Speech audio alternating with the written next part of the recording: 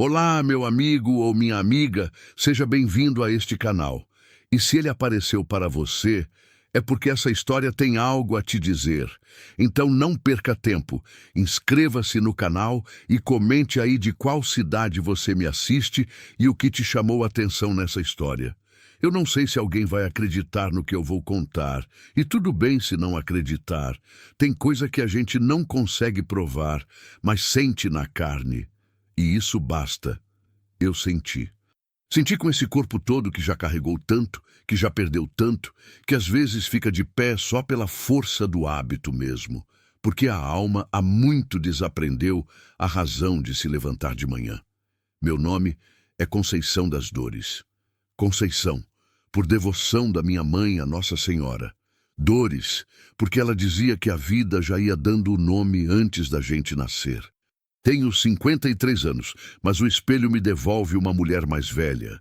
Mãos grossas de sol e arame farpado, cabelo que foi ficando branco antes do tempo, olhos que já choraram tanto que parece que esqueceram o caminho das lágrimas. Moro sozinha na Fazenda Boa Esperança, no município de São Benedito do Rio Preto, no sertão de Minas. Sozinha desde que Evaristo morreu. Faz 3 anos agora, no mês que vem. Evaristo era meu marido há 28 anos. Não era homem de flores nem de palavras doces. Era homem de fazer, de calar e fazer. Consertava a cerca com aquela seriedade de quem está rezando. Tratava do gado com um cuidado que ele nunca soube dar a si mesmo. Morreu de infarto numa tarde de terça-feira, debaixo de um pé de angico no pasto de cima. Eu fui chamar para o almoço e encontrei ele deitado no chão, a mão espalmada sobre o peito, o chapéu caído ao lado. Parecia dormindo.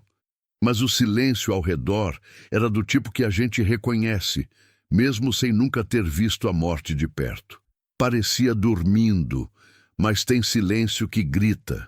Depois que ele foi, a fazenda ficou grande demais. Não cresceu. Sempre teve o mesmo tamanho, 94 hectares de cerrado e pasto rachado. Mas ficou grande do jeito que fica quando falta gente para preencher os cantos. A casa de 3 cômodos, que antes parecia pequena, passou a ecoar qualquer passo meu. O cachorro miúdo morreu 6 meses depois, de velhice e saudade, eu acho, e ficou só eu. Os filhos, tenho 2, Roberval e Edilene, moram em Uberlândia. Vêm nas festas, ligam toda semana às vezes. Oferecem para eu ir morar com eles e eu recuso, sempre. Não por teimosia. É que essa terra é tudo que sobrou de nós dois. Se eu largar, Evaristo some de vez. E eu ainda não tô pronta para isso. A rotina me sustenta como a cerca sustenta o pasto. Não deixa avançar nem recuar. Acordo antes do sol, às 5 da manhã, pelo relógio interno que 30 anos de roça instalou no meu corpo sem pedir licença. Esquento o café no fogão a lenha. Elétrico eu tenho, mas o cheiro da fumaça de cedro me faz companhia. Como pão com manteiga de lata, aquela amarela que Evaristo adorava. Então saio. O terreiro de manhã tem uma luz cor-de-mel derretido antes de o sol pegar força. O capim brilha de orvalho. Os galos dos vizinhos respondem uns aos outros lá longe, e a serra ao fundo fica roxa, quase viva.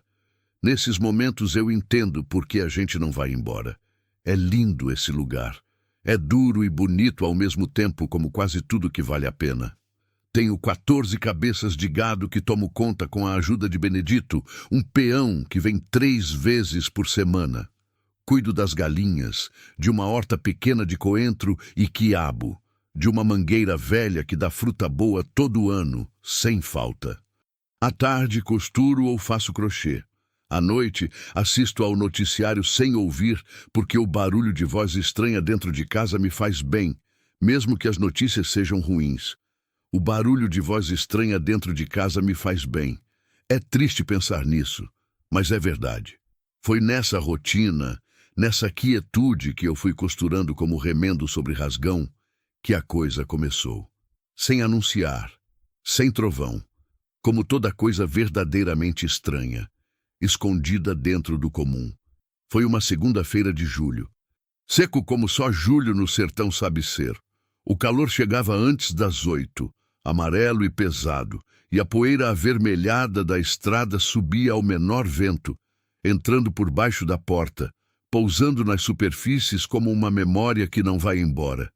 Eu tinha ido ao pasto de cima, verificar se o cercado novo do Benedito tinha aguentado a primeira chuva do mês, que tinha sido fraca, mas barrenta. Foi quando vi, pela primeira vez, a fumaça. Do lado leste da propriedade, onde o mato fecha e ninguém vai há anos, subia um fio de fumaça fina, quase nada. O tipo de coisa que a gente vê com o canto do olho e pensa, foi um pássaro, ou foi impressão. Mas eu parei, franzi os olhos contra o sol. A fumaça estava lá, subia devagar, sem pressa, como respiração. Naquele lado do mato não tinha nada. Ou pelo menos era isso que eu pensava. Voltei para casa sem comentar com ninguém, porque não tinha ninguém para comentar. Botei na conta de queimada de algum vizinho, embora o vizinho mais próximo ficasse do outro lado do córrego, a quase 2 quilômetros. Esqueci, ou tentei esquecer. Mas na terça-feira a fumaça estava lá de novo. E na quarta. Sempre no mesmo horário, sempre no mesmo lugar, sempre aquele fio fino, paciente, como se alguém estivesse acendendo e apagando no momento certo, sabendo que eu iria olhar. Foi então que eu comecei a prestar atenção no que o mato guardava. Na quinta-feira eu fui. Sei que não devia ter ido sozinha. Sei que uma mulher de 53 anos, morando só, sem cachorro, sem vizinho perto, não tem que sair atrás de fumaça no mato fechado de uma fazenda onde nem o peão vai. Mas tem coisa que a gente sabe que não devia fazer, e faz mesmo assim, porque o não saber pesa mais do que o perigo. E eu já estava carregando peso demais. Peguei o facão velho que era do Evaristo, o cabo de madeira escurecido de tanto uso, a lâmina ainda boa, e amarrei um lenço na cabeça. Calci a bota de borracha, a de cano alto, por causa das cobras. Eram 6:30 da manhã quando saí pelo portão do fundo, o que dá para o lado do mato. O sol ainda estava baixo, mas o calor já chegava na frente, como aviso. O capim seco estralava sob as minhas botas. Os insetos faziam aquele barulho constante, aquela música sem começo nem fim, que só quem mora no cerrado conhece. Grilos, cigarras, coisa miúda que pulsa no ar quente, como batimento de coração da terra. Eu fui andando devagar, acompanhando a cerca velha até onde ela acabava, depois adentrei o mato pela abertura que o gado fazia, empurrando o galho com o cabo do facão.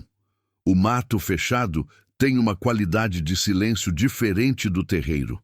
Lá fora, o silêncio é aberto, horizontal, feito de ausência. Aqui dentro ele era espesso, cheio de camadas. O sol quase não entrava. A luz chegava filtrada, verde-amarelada como luz embaixo d'água.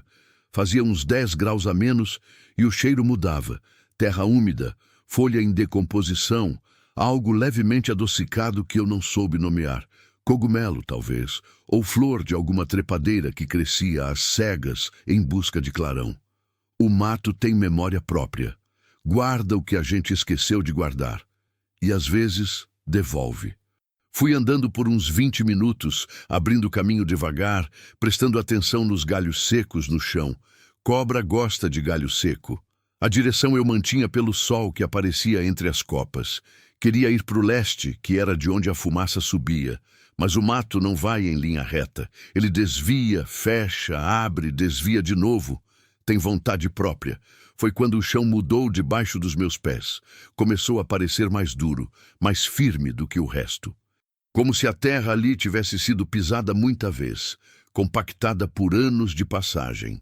Olhei para o chão com mais cuidado e vi, entre o capim e a folhagem, pedras. Pedras enfileiradas, irregulares, mas com espaçamento demais para ser coincidência.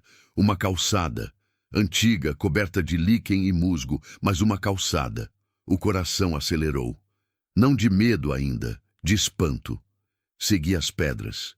Elas me levaram uns 50 metros adiante, virando levemente para a esquerda, até que o mato abriu numa clareira pequena, quase circular, como se a vegetação tivesse sido convencida a recuar e ficado assim, respeitosa, ao redor do que havia no centro. Uma casa. Não, os ossos de uma casa.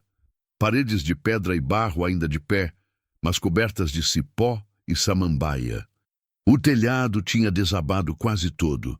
Restava um canto do lado direito, onde duas telhas de barro vermelho se sustentavam milagrosamente, escurecidas de tempo e umidade. A porta havia sumido, mas o vão ainda estava lá, um retângulo escuro que me olhava como olho sem pálpebra. Uma janela do lado esquerdo tinha a madeira podre, mas o caixilho de pedra resistia. E do lado de fora, encostada na parede, havia uma fornalha de barro, pequena, antiga, com cinza fresca. Parei. O facão ficou parado no ar, meio erguido, inútil. Cinza fresca não é de ontem, é de hoje, de esta manhã. Olhei ao redor com aquela atenção que o corpo aciona quando percebe antes da mente. A nuca arrepiou, a respiração ficou rasa, os ouvidos abriram. Os insetos continuavam cantando, mas eu ouvia além deles. Ouvia o silêncio entre eles, os buracos do som. E foi num desses buracos que ouvi uma respiração, lenta, dentro da casa. Dei um passo atrás, involuntário. A bota amassou uma folha seca com um estalo que pareceu um tiro. Tudo parou. Até os insetos por um segundo se calaram. Aquele intervalo impossível que a natureza às vezes cria, como se ela também estivesse ouvindo. Então, do vão escuro da porta, saiu uma voz. Velha, feminina, calma como água parada. Pode entrar, filha. Tô esperando faz 3 dias. Eu não entrei. Fiquei parada, o facão agora segurado com as 2 mãos, o coração batendo na garganta. Minha boca estava seca, não do calor, mas daquele seco por dentro que é diferente, que vem do susto que não encontrou grito. Quem tá aí? Consegui perguntar. A voz saiu mais fina do que queria. Silêncio. Depois, alguém que precisa. Igual a você um dia. Igual a você um dia. Aquelas palavras bateram em algum lugar que eu não sabia que ainda estava aberto. Fiquei parada na clareia por um tempo que não sei calcular. O sol subia e a luz na clareira foi mudando de verde para dourado. Uma borboleta azul, azul de um jeito que parecia impossível para um lugar tão seco, cruzou o espaço entre eu e a porta escura e sumiu no mato do outro lado. Eu olhei para ela como se fosse um sinal. Ou como se eu precisasse acreditar que era. Então avancei. Entrei no vão da porta com o facão ainda na mão, os olhos levando um segundo para se ajustar ao escuro interior. O cheiro dentro era de fumaça velha, terra, e alguma erva que eu conhecia, mas não conseguia nomear. Capim-limão, talvez, ou erva cidreira. No canto, sobre o que restava de um piso de tábuas apodrecidas, havia um colchão fino, desses de espuma velha cor-de-rosa que vira cinza com o tempo. Sobre o colchão, enrolada numa coberta de retalhos, uma mulher. Velha, muito velha. Pele escura e enrugada como casca de angico. Cabelo branco e ralo preso num trançado simples. Olhos fechados, mas a voz tinha vindo daí, eu tinha certeza. Uma vasilha de alumínio amassada do lado com água e uma vela de cera branca, apagada, pregada numa pedra no chão. Ela abriu os olhos. Eram olhos cor de mel escuro. Olhos que já tinham visto muita coisa e não tinham mais pressa de se impressionar com nada. Pensei que não ia vir. Ela disse, com aquela voz de pedra no rio, lenta e arredondada pelo tempo. As outras 3 mulheres não vieram. "Daqui outras mulheres?" Perguntei, ainda parada, perto da porta. Ela não respondeu. Piscou devagar, como lagarto no sol. Então disse, "Você tem água aí na fazenda?" Aquela pergunta simples quebrou tudo. Eu abaixei o facão. Tinha uma mulher velha e doente vivendo escondida no mato da minha própria fazenda. Uma mulher que eu nunca tinha visto, em terra que eu pensava que conhecia de trás para frente, em lugar que eu nem sabia que existia. E ela estava com sede. Às vezes, o mistério espera. A compaixão não pode. Tenho, respondi. Fica aqui, eu volto. E fui. Saí pela clareira, pelo mato, pela cerca, pelo terreiro. Entrei na cozinha, enchi uma garrafa d'água gelada e peguei um pão que tinha assado na véspera. Fiz tudo rápido, como se o tempo fosse escasso, como se ela pudesse sumir se eu demorasse. Na volta, enquanto abria caminho de novo com o facão, o sol já estava alto e o calor era pesado como cobertor molhado. Eu suava, a camisa colada nas costas, a boca seca de novo. Mas ia pensando, quem era aquela mulher? Como tinha chegado até ali? Há quanto tempo estava naquela casa que eu nem sabia que existia dentro da minha própria terra? E a pergunta que ficou me acompanhando pelo mato adentro, que não conseguia empurrar para fora da cabeça. As outras 3 mulheres não vieram. E o que ela estava esperando? E de quem? Ela bebeu a água devagar, com aquela calma de quem aprendeu que a pressa não adianta nada, que o mundo vai no ritmo que quer, independente da urgência da gente. Eu fiquei parada perto da porta, de pé, porque não havia cadeira, não havia nada além do colchão e daquele piso de tábua comida pelo tempo. Olhei ao redor enquanto ela bebia. As paredes de pedra e barro guardavam manchas escuras de fumaça antiga. E num canto havia um nicho pequeno cavado na parede, do tipo que se faz para colocar santo, com uma imagem de Nossa Senhora Aparecida, pequena, de gesso, a tinta quase toda desgastada. Do lado da imagem, uma fita vermelha desbotada e uma aliança de ouro pousada no gesso como uma oferenda. A aliança me prendeu o olhar. Eu conheço a aliança assim. O jeito que ela pesa, o jeito que ela fica quando a gente já não sabe se deve ou não deve continuar usando. A minha, eu ainda carregava no dedo, 3 anos depois. A dela estava ali, entregue ao santo, como se tivesse sido depositada de propósito, com intenção. Como a senhora se chama?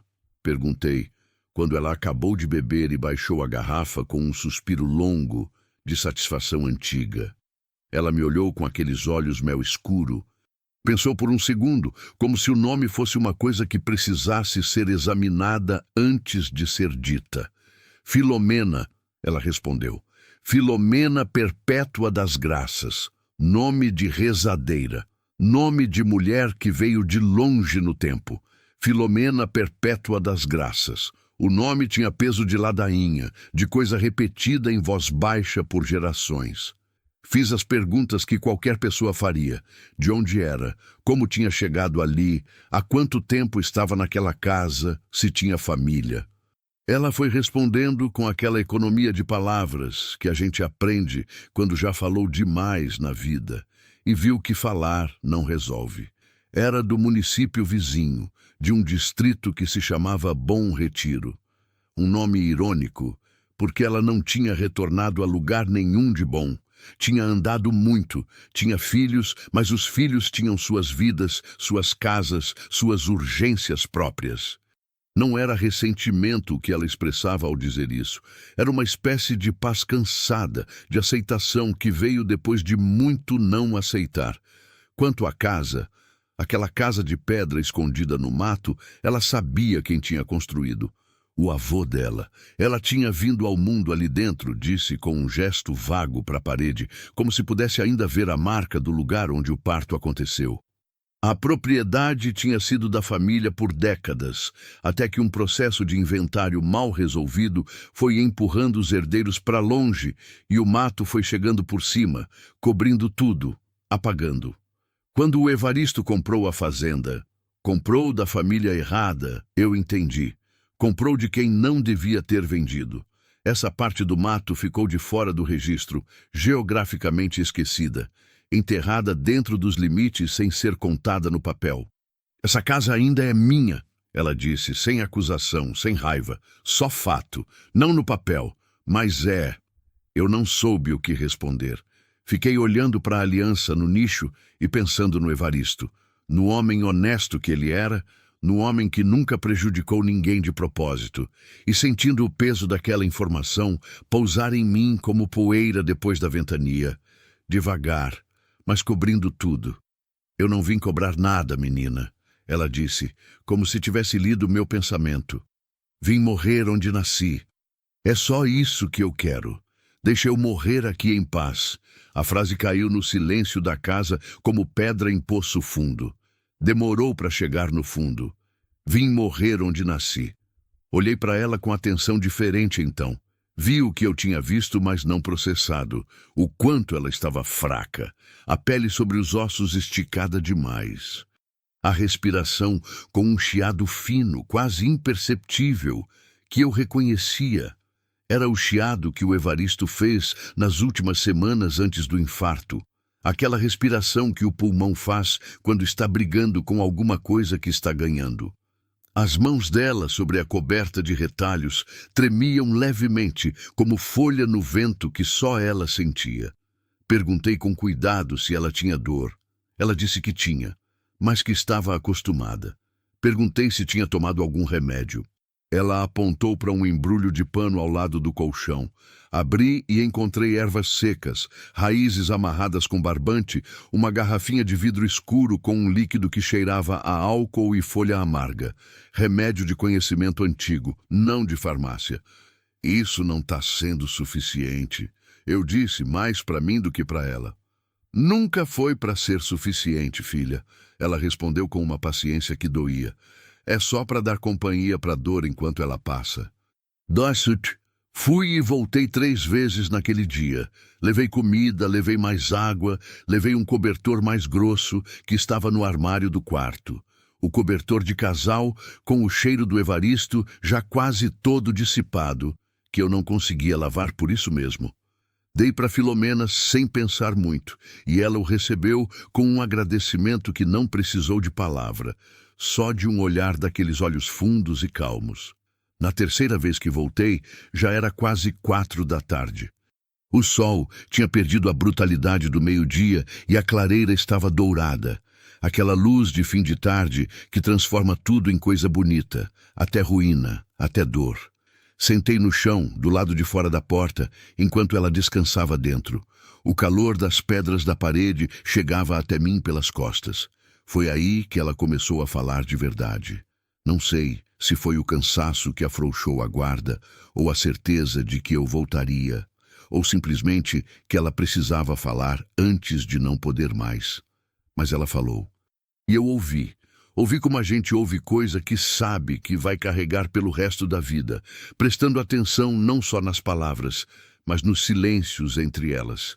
Contou da mãe, que rezava forte e morreu sozinha. Do marido, que tinha mão boa para a terra e coração ruim para tudo mais.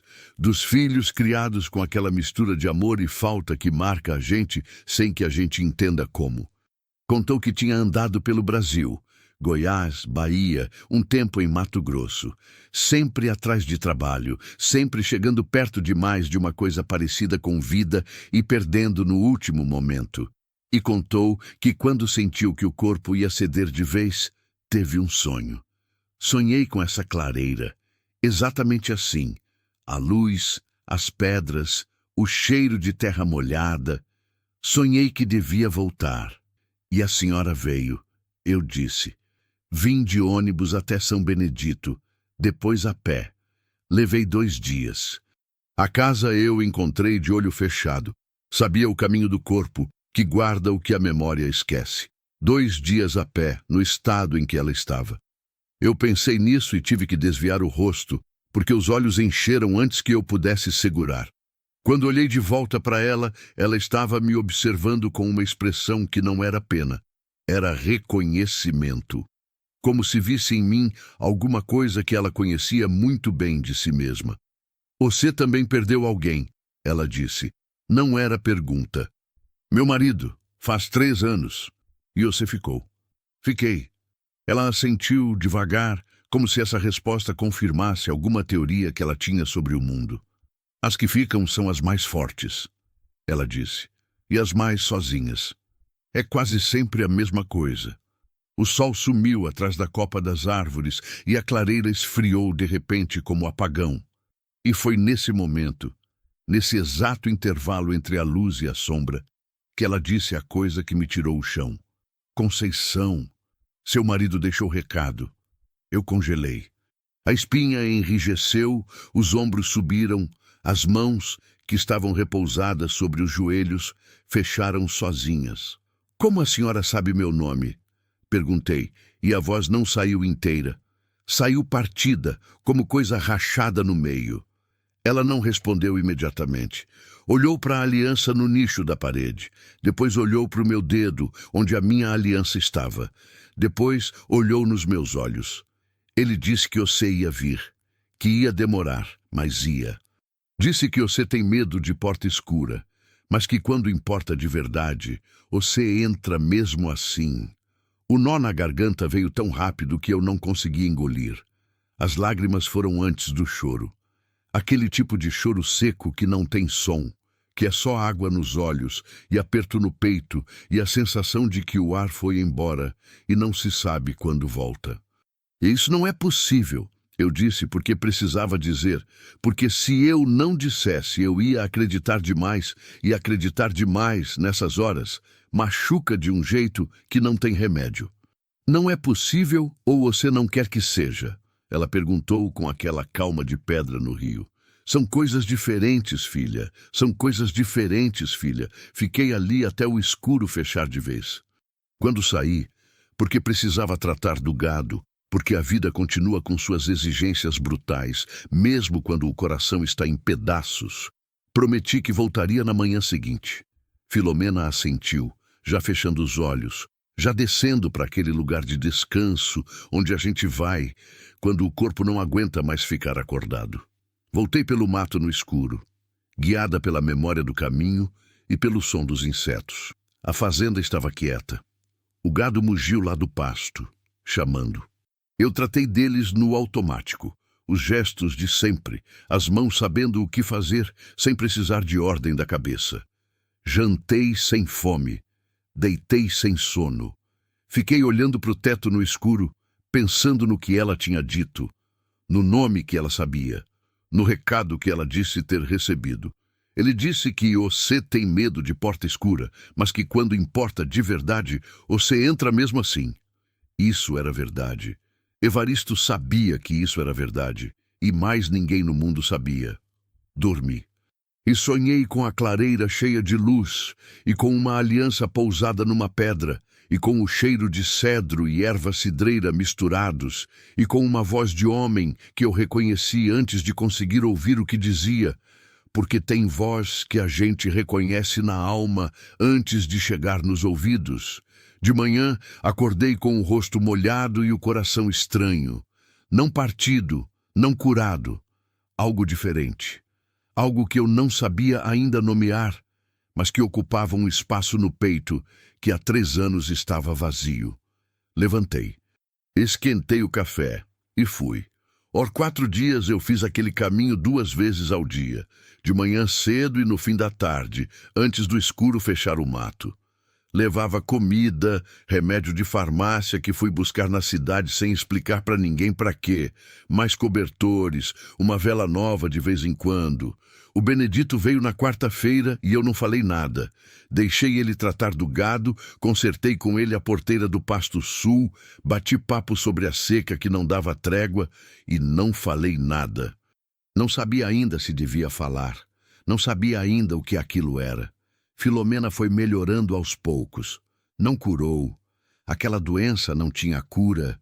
Eu já entendia isso sem precisar de médico confirmar. Mas ganhou força o bastante para sentar, para comer com vontade, para conversar mais. E ela conversava. Deus do céu!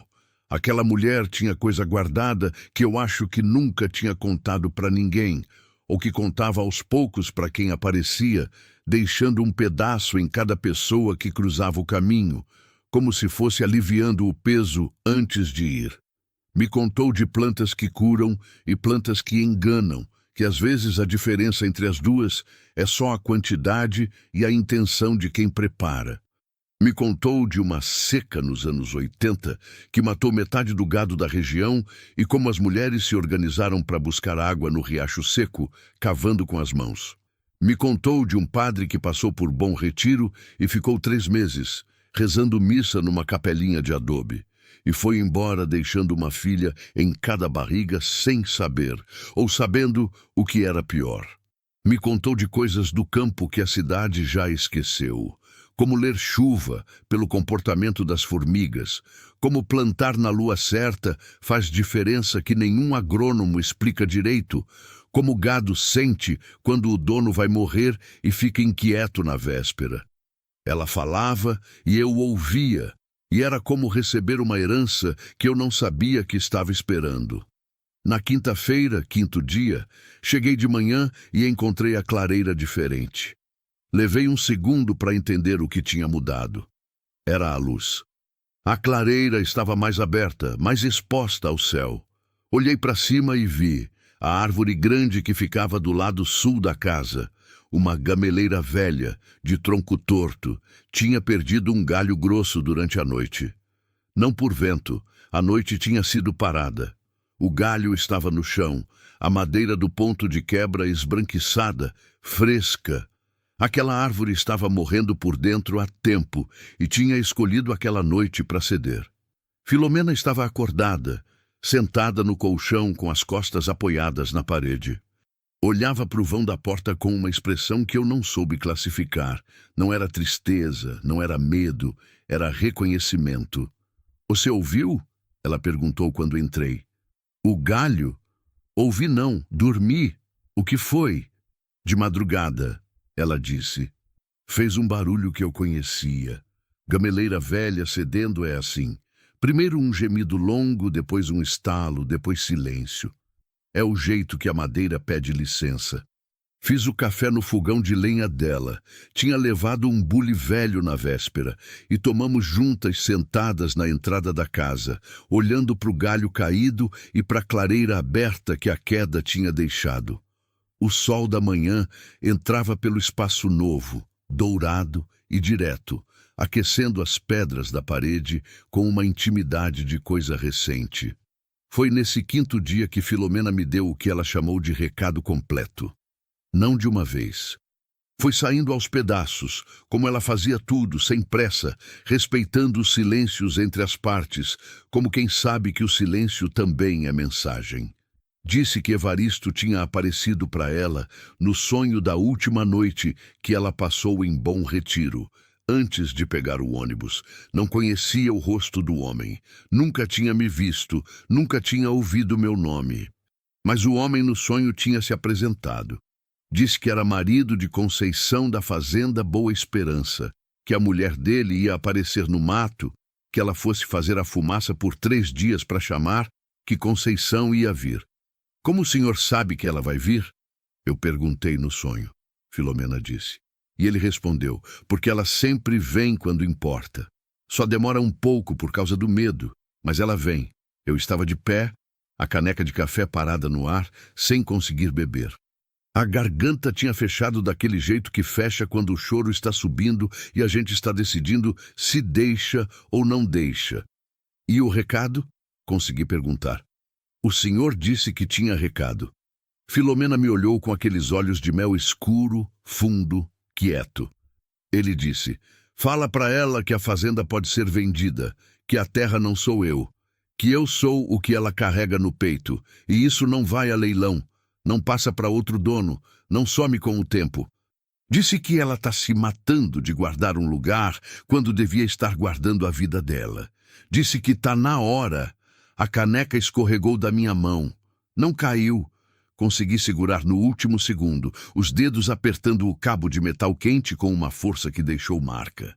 Mas o café derramou, escurecendo o chão de pedra aos meus pés, fumegando no frio da manhã. Fiquei olhando para o café no chão por um tempo que não sei medir. Ouvia os insetos, ouvia o vento nas copas lá em cima. Ouvia o meu próprio coração, que estava batendo forte demais, rápido demais, como se soubesse que aquele momento tinha peso de virada. Porque aquilo era a coisa que eu nunca tinha dito em voz alta para ninguém. Nem para os filhos, nem para Deus, nas minhas rezas mais honestas da madrugada. A fazenda estava me consumindo. A manutenção que eu não dava conta, as dívidas pequenas que iam crescendo, a solidão que o lugar amplificava, em vez de acolher.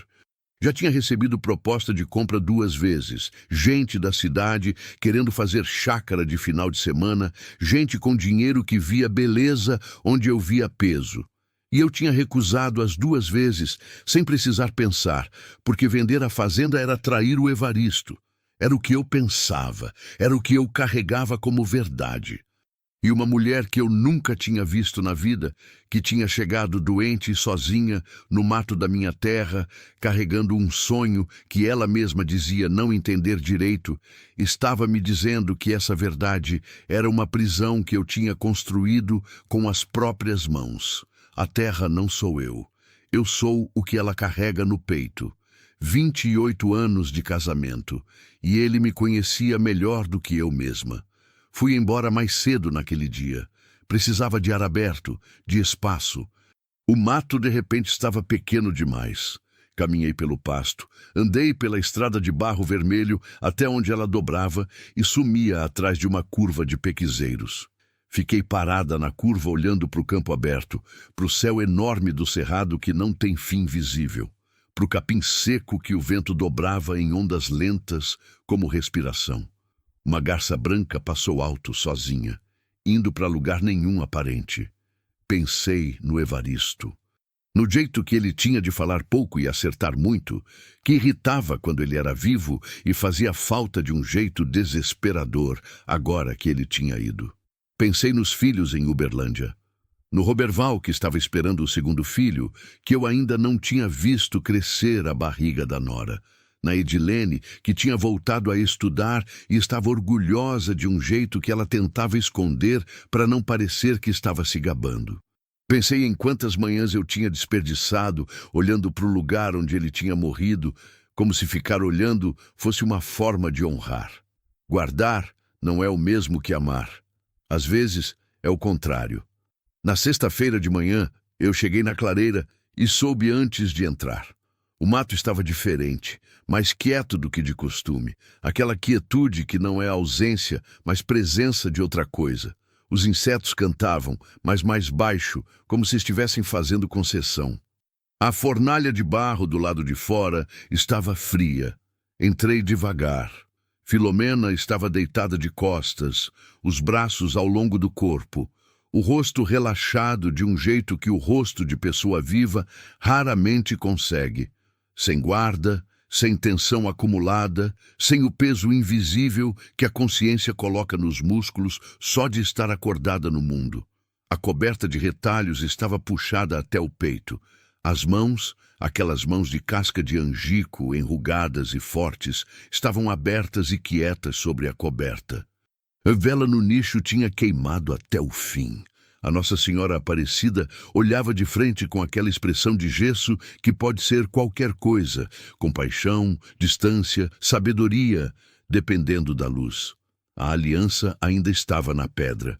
Fiquei parada no vão da porta por um tempo longo. Não chorei, não de imediato. Aquele choro viria mais tarde, na cozinha, sozinha, de costas para a parede, com o coração fazendo aquele barulho surdo que o luto faz quando a gente já sabe que vai sobreviver, mas ainda não quer. Ali, naquele momento, eu só fiquei, olhando, respirando, deixando aquela cena se depositar em mim com o cuidado que ela merecia. Ela tinha chegado onde queria chegar, tinha morrido onde tinha nascido. Tinha fechado o círculo que a vida às vezes deixa aberto por décadas, antes de nos dar a chance de fechar. Eu pensei, existe sorte nisso. Existe uma espécie de graça em morrer no lugar certo. Depois pensei na escolha que estava na minha frente. Podia não dizer nada. Podia enterrar sozinha, no mato, deixar a terra cobrir. Podia proteger aquele segredo como ela tinha me dado, inteiro e confiado. Mas havia a aliança na pedra. E havia uma família em algum lugar que não sabia onde a mãe tinha ido morrer. Fui até o nicho, peguei a aliança com cuidado. Era fina, gasta de tanto uso. com uma inscrição interna que eu não consegui ler sem óculos, mas que sabia que estava lá. Nome, data, promessa. Segurei no centro da palma, fechei os dedos ao redor e fiquei assim por um momento. Então peguei a aliança dela e coloquei do lado da minha, no mesmo dedo, acima da minha. 2 anéis de ouro velho no mesmo dedo, de 2 mulheres que tinham perdido o mesmo tipo de coisa em tempos diferentes. Saí da casa, atravessei o mato, entrei em casa. Peguei o telefone e liguei para o Roberval. Era hora de contar. O Roberval chegou numa quinta-feira com a mulher grávida e a Edilene veio no carro atrás, sozinha, ouvindo aquele som que ela ouve alto demais e que eu fingi que não escutei saindo pela janela entreaberta. Fiquei na porteira esperando, como sempre fiz, como minha mãe fez antes de mim, porque receber filho na porteira é um gesto que não precisa de explicação, só de presença. O sol estava na altura certa, aquele sol das 10 da manhã que ainda não queima de verdade, que ilumina sem punir. Eles vieram porque eu tinha pedido, e eu tinha pedido porque era hora. Tinha contado tudo pelo telefone na noite anterior, sobre Filomena, sobre a casa no mato, sobre os 5 dias, sobre a morte. O Roberval ficou quieto por um tempo longo demais antes de perguntar se eu estava bem. A Edilene não ficou quieta. Foi logo dizendo que eu precisava falar com alguém, um profissional, que aquilo tudo era demais para carregar sozinha. Eu deixei ela falar. Depois disse, eu sei, filha, mas primeiro precisava contar para vocês. O resto a gente vê. Levei os 2 até a clareira. Abri o caminho com o facão do Evaristo, o mesmo de sempre, o cabo escurecido de uso e memória. Eles vieram atrás em silêncio, e o silêncio deles era diferente um do outro. O do Roberval era de homem que está guardando reação até entender. O da Edilene era de mulher que já entendeu, mas ainda não quer aceitar. Conheço meus filhos como conheço o céu do cerrado. Sei o que cada nuvem anuncia. Quando a clareira abriu na frente deles, os 2 pararam ao mesmo tempo. A casa de pedra e barro estava lá, igual, com o cipó nas paredes e o teto desabado e a fornalha fria do lado de fora. A gameleira com o galho partido, o nicho vazio na parede. Eu tinha retirado a imagem de Nossa Senhora e levado para dentro de casa para guardar com cuidado. A luz da manhã entrava pelo buraco que o galho caído deixou no dossel, dourada e direta, caindo no centro da clareira como coisa intencional. Minha filha chorou sem saber direito por quê. Acho que às vezes a gente chora pelo que o lugar representa, não só pelo que aconteceu nele. Chamei o delegado do município, que conhecia meu nome, e conhecia o da fazenda. Ele veio sem demora, com um ar de homem que já viu muita coisa, e ainda assim se surpreende com o jeito que a vida se arranja. Tomou nota de tudo, com aquela seriedade cansada de quem faz isso há muito tempo. Disse que ia contatar a prefeitura e tentar localizar família de Filomena em Bom Retiro, que era procedimento que ia levar tempo, mas que ia ser feito. A aliança eu guardei. Não me pareceu certo entregar para um envelope de papel dentro de uma gaveta de cartório. Parecia certo ficar comigo enquanto a família não aparecesse. E se não aparecesse, eu sabia o que fazer com ela. 3 meses depois, a família de Filomena apareceu. Uma filha chamada Graça, nome que veio da avó, percebi, que morava em Montes Claros e que não sabia que a mãe tinha voltado para Bom Retiro, muito menos que tinha chegado até a minha fazenda. Ela chorou muito quando soube. Chorou do jeito que a gente chora, quando a culpa e o luto chegam juntos, sem dar tempo de separar um do outro. Eu a recebi na varanda com café e pão de queijo, como recebo todo mundo. Ela era uma mulher de uns 50 anos, mais nova do que eu, mas com aquele olho de quem já teve a vida sacudir de verdade. Ficamos conversando por mais de 2 horas, sobre Filomena, sobre a casa de pedra, sobre o sonho, sobre o recado. Eu contei tudo, não omiti nada. Achei que ela merecia tudo. Quando falei do sonho do Evaristo, Ela ficou me olhando por um momento com uma expressão que eu não soube classificar. Depois disse devagar: minha mãe fazia isso, desde que eu era menina. Ela sonhava com os mortos dos outros e levava recado. Ela chamava de visita. Dizia que os mortos visitavam quem precisava ser instrumento, não quem pedia. Ela nunca pediu. Eles que escolhiam. Fiquei quieta processando aquilo. Depois perguntei: e a senhora acredita nisso? Ela pensou por um segundo genuíno, olhando para o terreiro. Acredito que minha mãe acreditava. E que minha mãe não era mulher de acreditar em coisa vazia.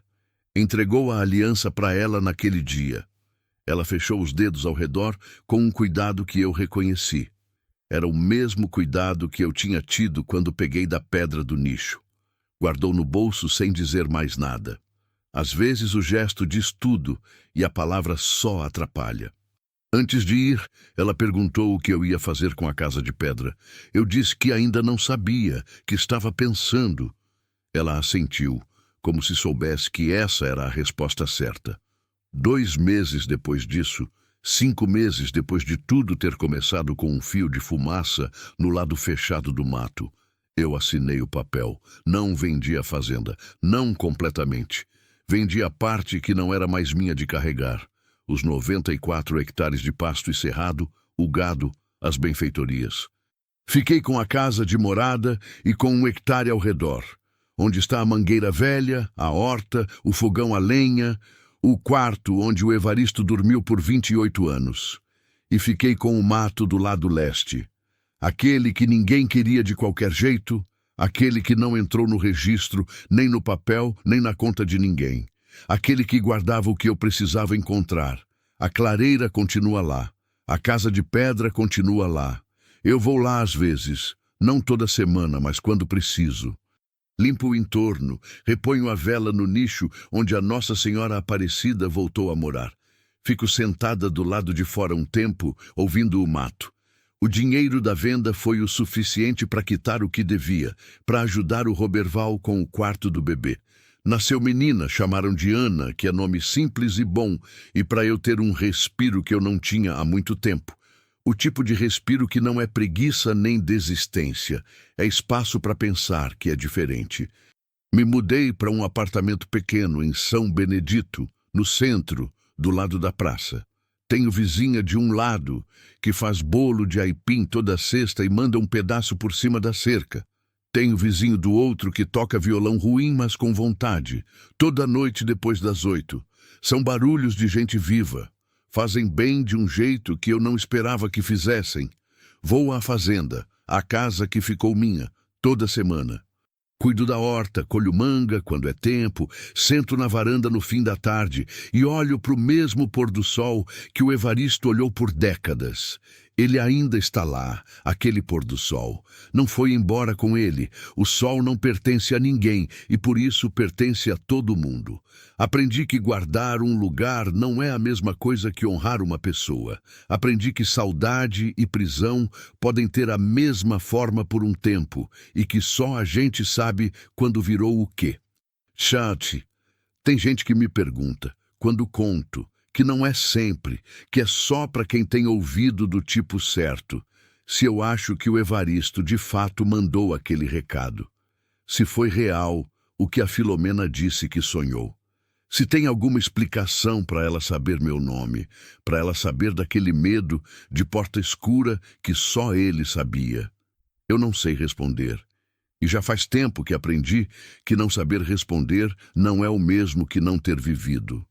Às vezes, a experiência é maior do que o entendimento, e forçar uma explicação é estragar uma coisa que estava inteira. O que eu sei é o que senti. Sei que entrei por uma porta escura quando importava. Sei que uma mulher veio morrer onde tinha nascido e que eu pude estar lá. Sei que ela me devolveu alguma coisa que eu tinha deixado de carregar, não da fazenda, não da terra, mas de mim mesma. Aquela parte que sabe que a vida ainda tem comprimento pela frente e que comprimento desperdiçado é uma forma de desrespeito pelos que não tiveram. O Evaristo sempre falou pouco e acertou muito. Se ele conseguiu falar de onde estava, ou se a Filomena simplesmente era uma mulher de sonho verdadeiro que o acaso trouxe até o meu mato, não sei. Não preciso saber.